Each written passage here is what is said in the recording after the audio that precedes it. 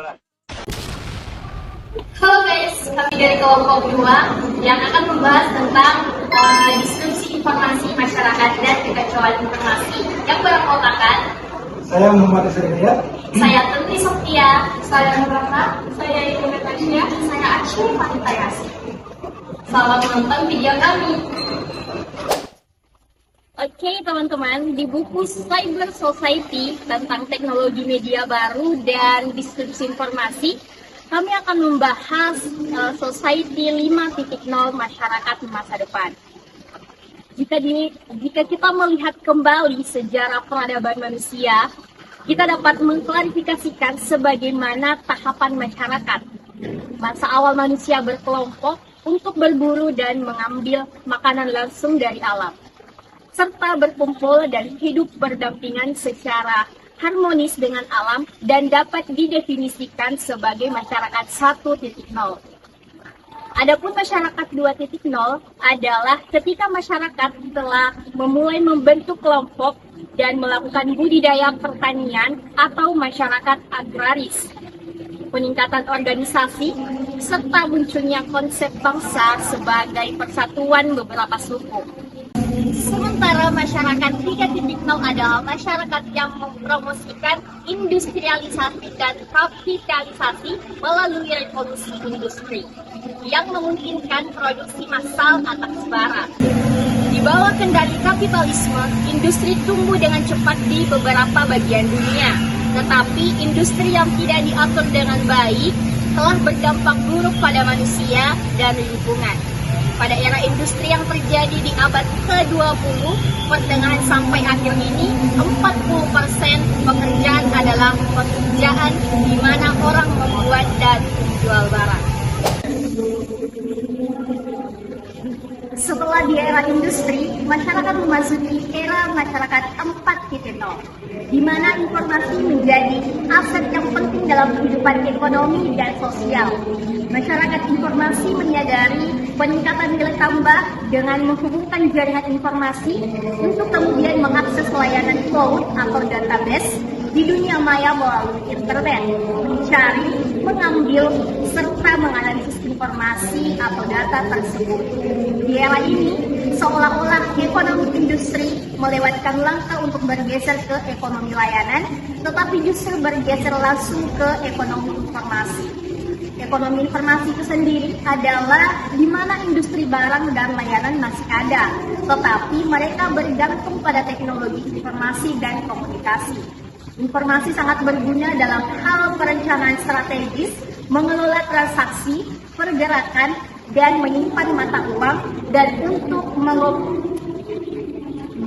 mengotomatiskan sebanyak mungkin tugas dan pekerjaan yang sebelumnya dilakukan oleh tenaga manusia.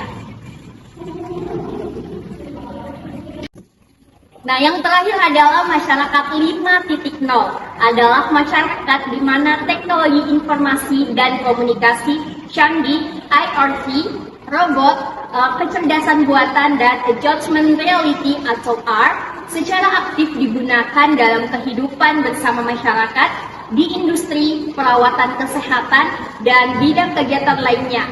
Bukan untuk kemajuan, tetapi untuk manfaat dan kenyamanan setiap orang. Dapat dikatakan masyarakat 5.0 adalah super smart society, telah menguasai perpaduan ruangan cyber dan dunia nyata atau ruang fisik untuk menghasilkan data berkualitas dan mampu menciptakan nilai-nilai dan solusi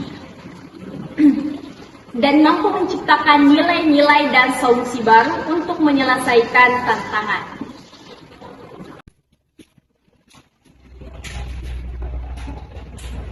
Era disrupsi adalah era terjadi perubahan masif yang mengubah sistem dan tatanan bisnis menjadi yang lebih baru. Fenomena efek disrupsi dapat ditemukan di Indonesia saat ini, saat teknologi informasi dan teknologi digital mulai berkembang dengan cepat dan lebih unggul.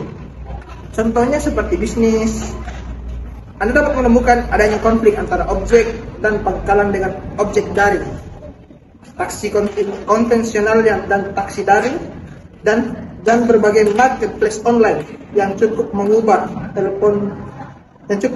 tren jual beli untuk untuk beberapa produk seperti telepon genggam karena munculnya teknologi baru.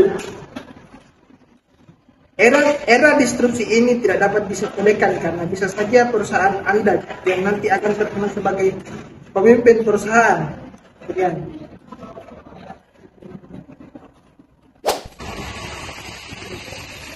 Wortel dan Dataset pada tahun 2017 dalam hal ini informasi diidentifikasi menjadi 3 tipe. Yang pertama misinformasi, yang kedua disinformasi, dan yang ketiga malinformasi.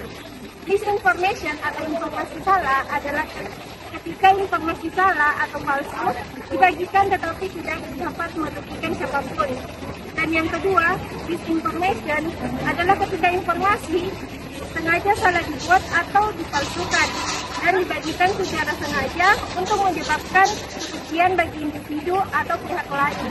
Dan yang ketiga, malinformasi adalah suatu informasi yang disebarkan untuk menyebabkan kerugian individu atau pihak lain. Dalam hal ini sering sekali memindahkan informasi yang dirancang untuk konsumsi pribadi ke ruang publik.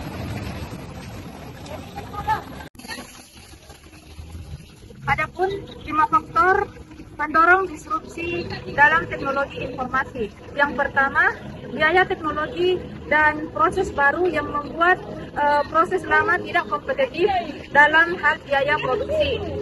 Karena yang baru sangat murah sehingga yang lama menjadi tidak menguntungkan. Yang kedua, kualitas teknologi dan proses baru yang lebih baik atau tidak meningkat yang membuat teknologi atau proses lama tidak kompetitif. Yang ketiga, pelanggan. Nah, di mana terjadi perubahan signifikan dalam preferensi pelanggan yang membuat produk atau layanan sebelumnya tidak menarik dibandingkan dengan yang baru. Yang keempat, peraturan perlindungan lingkungan atau tenaga kerja yang dirancang untuk meningkatkan kondisi sosial. Yang kelima, faktor sumber daya.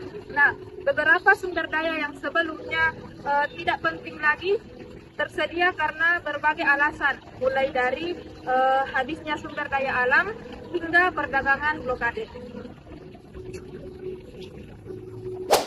Oke, salah satu contoh dari disrupsi informasi yaitu ada teknologi AI.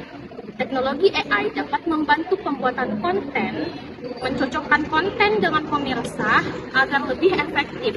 Algoritma berdasarkan jaringan saraf dan mengklasifikasi preferensi film yang diputar di Netflix, suara yang didengarkan di Spotify, dan produk yang dibeli di Shopee, Lazada, ataupun Tokopedia.